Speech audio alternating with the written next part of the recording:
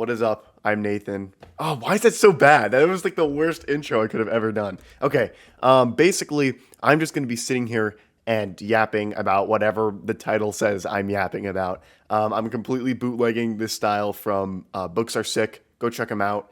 He makes great videos. He just sits at his desk and talks about whatever, and I really enjoy watching them. So I'm giving the credit where credit is due there. I didn't have time to make like a full vlog or anything this week, so we're doing this. Anyways, I have some books to talk to you about. Basically, I have been reading 3 books because I have an issue of starting books and not being able to necessarily finish them. Usually I read one book at a time.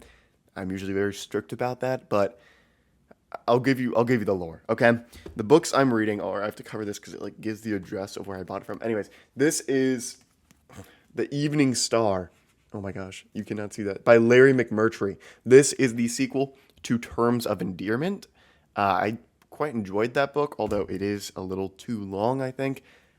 This is about Aurora Greenway from Terms of Endearment. I don't know. I don't want to give too much away because I kind of have a video where I like go more into depth about my reading of this.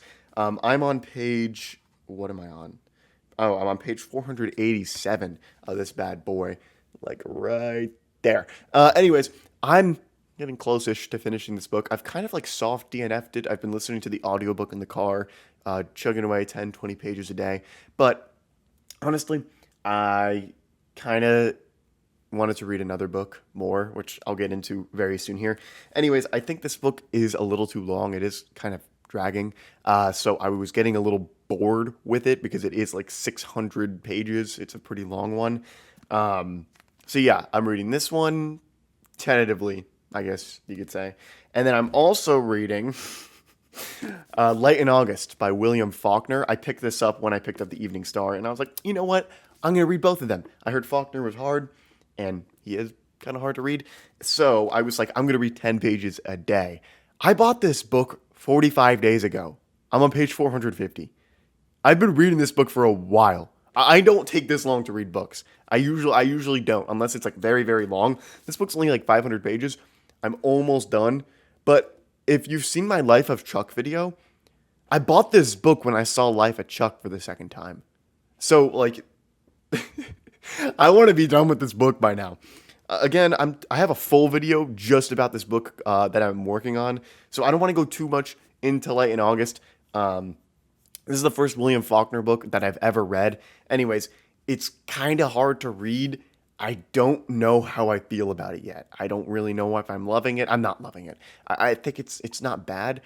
He definitely surprises me in areas that I wasn't expecting to be surprised in, but just, I guess, watch out for the video coming out in this one because, yeah. Although, I do have a note to say.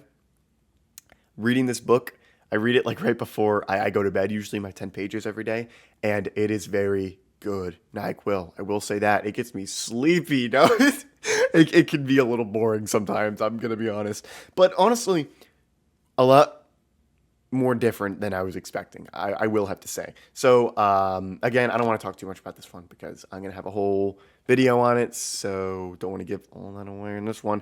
All right, almost done with that. And then the third book I'm reading is Sometimes a Great Notion by Ken Kesey. Just take a moment to appreciate this cover. Oh, I love it so much. I don't know why. I love this cover so much. This book is pretty banged up. I bought it like used on eBay.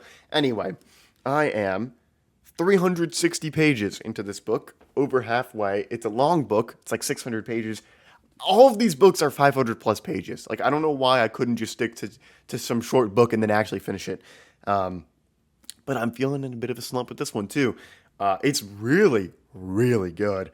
I have a video about this one too. So I have a video for like all these books, but I have a lot to say on this one. So I'm going to wait to say a lot of it for the video. Anyway, I would just like to say that One Flew Over the Cuckoo's Nest is also written by Ken Kesey. And Ken Kesey is one of my favorite authors because of One Flew Over the Cuckoo's Nest. It's one of my favorite books ever. I absolutely adore it. And this book is wild. It's like Ken Kesey is doing all the weird literary prose experimental stuff he's doing with his first book and then just going on crack cocaine. This is about a family of loggers on the coast of Oregon. I love Oregon, so the setting is already a massive bonus for me. But it's about just the town they live in. It's about the family called the Stampers. There's the book's about a lot of things. There is a feud between the Stampers brothers, Hank and Lee. They have like a feud going on. Hank is like this strong, very like man brother, and Lee is an intellectual who is kind of insecure about Hank's how like he feels Hank is superior to him, and he's kind of insecure about it, and so he absolutely hates Hank. Basically, there is so much going on. The Stampers have a logging company, and the union, like they have beef with the union. There is, I don't know, there's too much to get into. But the way this book is written is like, it's like a tweaker wrote it. I mean, like in the best possible way. This book is like tweaking out most of the time, but it is so freaking cool. There's like four things going on in a sentence. There'll be like an italicized portion, which is its own like sub sentence plot, and then there's the regular text, and then there's text in parentheses. It's so like out there. It is so out there. I don't even know how to explain this. It's kind of like stream of consciousness, but in the third person, but it also switches to first person. I guarantee you probably have not read anything quite like this book because it's weird. The one thing I will have to say is this book is kind of challenging to read actually because of how weird it is. It's kind of hard to keep track of all the different things going on at once. So it's kind of made me afraid to read it more, especially with school starting. I'm like cooked by the end of the school day, and I haven't really been able to read much of this one recently. I read most of this on a vacation in Colorado, and I am kind of afraid of this book now because it's really challenging, in a really good way. That is a healthy challenge. But yeah, honestly, this book is freaking amazing. Like I'm loving it, but I just need to take a small break from it right now, I think, because it's a hard one. It's intensive. Okay. On a completely different note, what was I going to say? Yeah. Dang, that was a crispy clap. School just started back up. I went back to school. Yay, school. I'm not a big school fan. I don't really like school. Anyways, I have had like very little time with school starting this Monday. So that is why I'm doing this vlog video, or not vlog video, I guess just sitting video, one-sided conversation as Books Are Sick put it, because I have not had a lot of time at all. School day has been long. I have a kind of a long drive to school, so I don't have much time when I get home with homework and everything. And also, I do editing work as my job, so I get home from school, I edit, and then my brain is completely fried. Like the mental capacity is gone. It's completely gone. I'm in this like advanced program thing. I don't want to get too much into it, but basically it means they can boatload you with a ton of work, and every teacher is giving quite a hefty amount of work. So that leaves me with a lot like 0% brain capacity by the time I arrive homestead. Anyways, I don't even know what I was saying. I just lost my train of thought. Oh, yes. That has left me with a lot less time to read. So I really have not read much this week, which hurts my heart because I love reading. It's actually been a little pet peeve of mine that I haven't been able to read as much. Oh, okay, I'm going to have to cut the video because my battery's about to die. Hold on. I'll be right back. All right. We're back. So as I was saying, I think I haven't had as much time to read, which is why I kind of feel stressed out about having 3 really long books that I have to finish.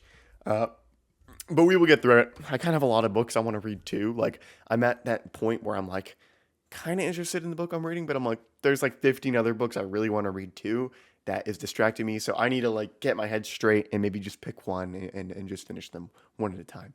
Anyways, what else was I going to talk about?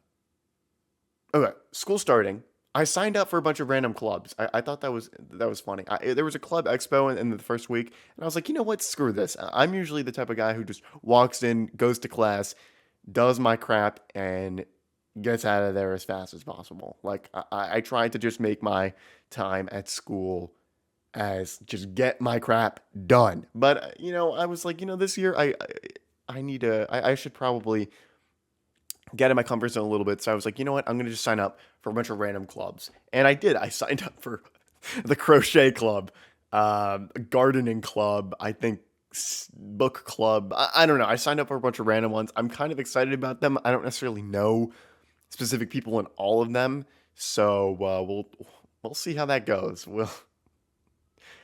I don't know why I signed up for like 6 clubs. Anyways, that's in the works. So we'll see how that turns out.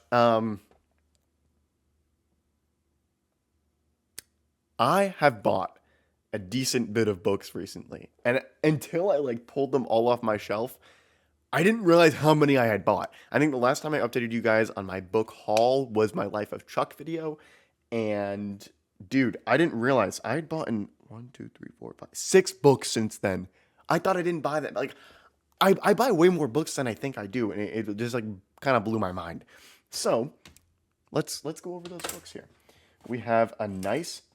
Ah, actually, one of these was a gift, so take that, guys.